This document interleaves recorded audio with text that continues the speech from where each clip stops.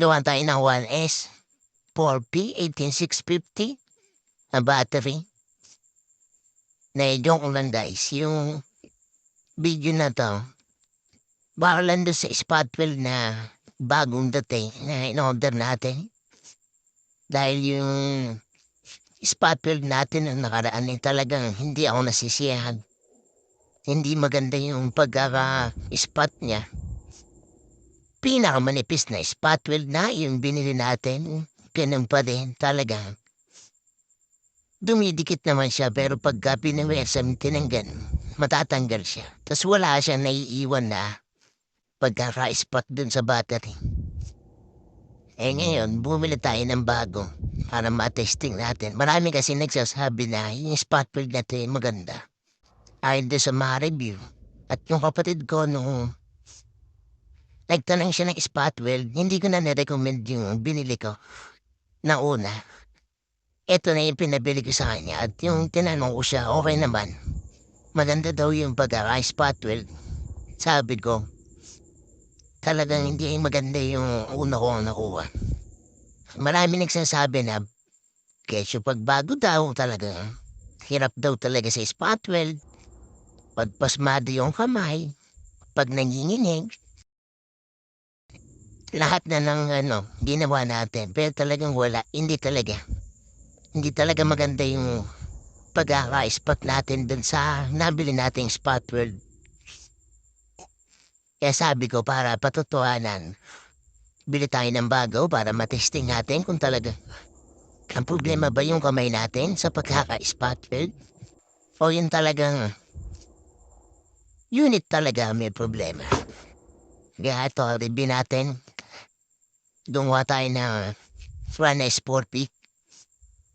Gagamitin natin ito dun sa portable bulb na DIY din natin. Mas sanay kasi ako sa panghina kasi sa tinagal-tagal kong technician, syempre puro panghina ang gamit natin sa mga wire. Kaya sanay na sanay ako sa panghina. Kaya nung dati, puro panghinang talaga yung ginagamit natin sa battery. Kaso syempre alam niyo naman na pag may mga project, dapat kung ano yung akmang gamit para doon, yun yung gamitin natin. Kaya Spotwell ang binili natin. Itong Spotwell na to, sa tingin ko talaga, ang paganda. Talagang kapit na kapit siya. Medyo mahal lang dun sa pagkakabili natin sa unang Spotwell. Ayan guys tingnan nyo ang ganda nung pagkaka-Spotwell. Then mabilisan lang kaya hindi pa natin naayos yung nickel strip. Kaya balik tayo dun sa Spotwell natin. Kaya para sa akin itong Spotwell, okay na ako dito.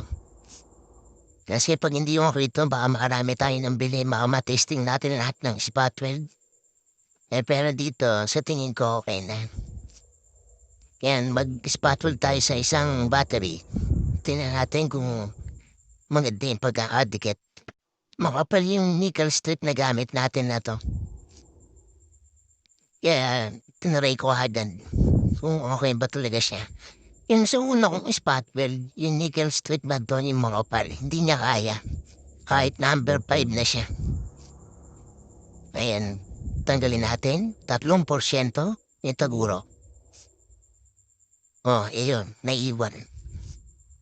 Kapit na kapit Ang ganda ng pagkakadikit niya. Madalian lang to guys, hindi ba natin ito talaga tinatukan?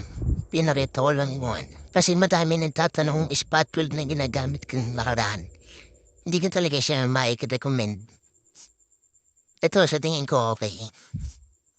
Hindi ko lang alam kung sino yung gumamit ng mga dating yung mga Spotwell na gamit ko noong nakaraan kung okay sa kanila yung ganun.